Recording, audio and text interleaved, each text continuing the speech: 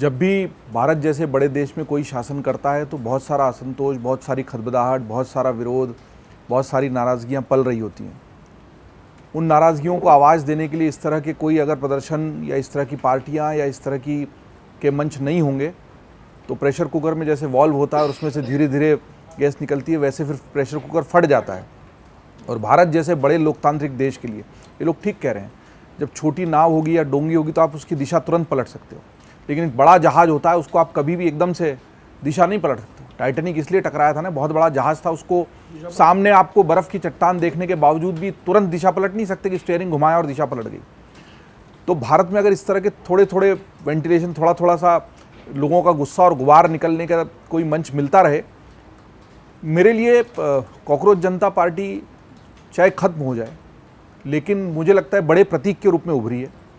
इसलिए उभरी है कि ये बताती है कि आजकल के आंदोलन लाठियों की कोख से और सड़कों पर होने वाले धरने प्रदर्शनों कोख से नहीं, इंटरनेट की कोख से भी जन्म ले सकते हैं, सोशल मीडिया की कोख से भी जन्म ले। ये नए ज़माने की बदलती तस्वीर है जिसको हमें स्वीकार करना पड़ेगा, आज नहीं तो कल।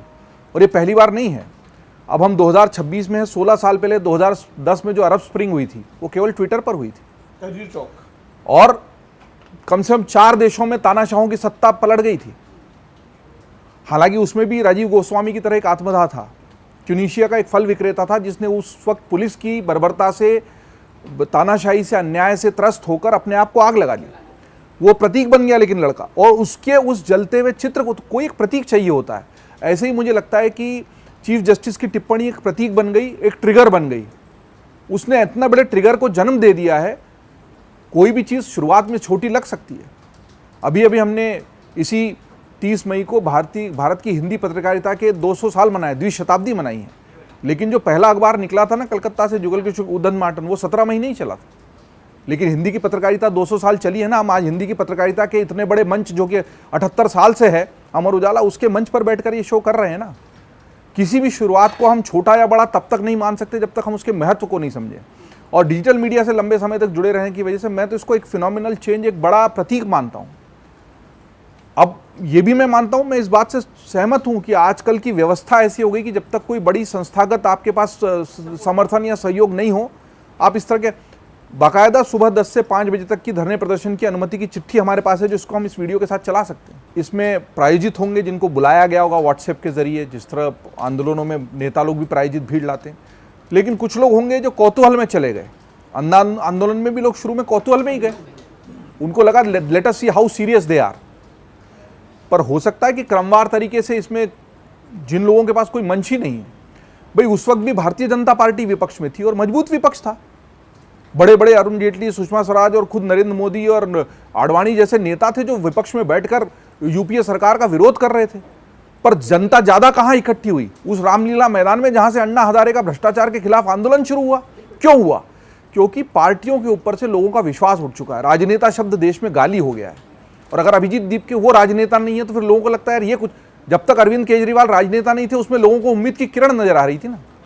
इसी तरह किसी भी व्यवस्था को बदलने के लिए जो उम्मीद की किरण होती है वो कहीं से भी चमके, लोग उसके साथ जुड़ना चाहते हैं, क्योंकि लोगों में, आम जन में वो शक्ति नहीं है कि वो सत्ता की उन बुराइयों से, उन अन्यायों से, अत्याचारों से लड़ सके।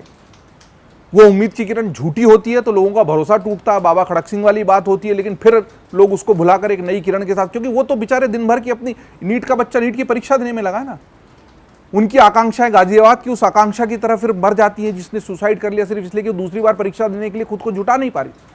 उस आकांक्षा का मर जाना इस पूरी व्यवस्था पर एक परख करारा तमाचा, और उस आकांक्षा से सबक लेकर लोग इस तरह की आकांक्षा से, इस तरह की उम्मीद से जुड़ते हैं कि शायद कोई अभिजीत के, भारत मसीहाओं का देश है, भारत युग पुरुषों का देश है। हमको लगता है कोई युग पुरुष आएगा, कोई अवतार आएगा, कोई कल्कि अवतार आएगा, कोई वामन अवतार आएगा, कोई ना कोई अवतार आएगा जो हमारा उद्धार कर देगा। हमने अपने पोथियों में, पुराणों में, बचपन के संस्कारों में ये पढ़ा है कि एक महापुरुष आएगा, एक युग पुरुष आएगा, एक देवता आएगा, एक युग का अवतार आएगा जो हमारा उद्धार कर देगा। लोगों को लगता है यही है वो। तो हम जब मसीहाओं की तलाश में भटकते हैं तो हमको हर किसी में जो थोड़ी भी ईमानदारी की बात करे, फिर बाद में भरोसा टूट जाता है, वो एक अलग बात है। लेकिन भरोसा टूट जाता है, इस वजह से लोगों पर हम भरोसा करना बंद कर दें तो शायद फिर समाज को हम बेहतर दिशा में नहीं ले जा पाएंगे। चाहे किसी भी कारण से, सही चीफ जस्टिस ने कमेंट कर दिया, मुख्य न्यायाधीश ने, और उस कमेंट को लेकर देश में जो विमर्श खड़ा हुआ है वो विमर्श बताता है कि भारत जिंदा है, भारत का लोकतंत्र जिंदा है।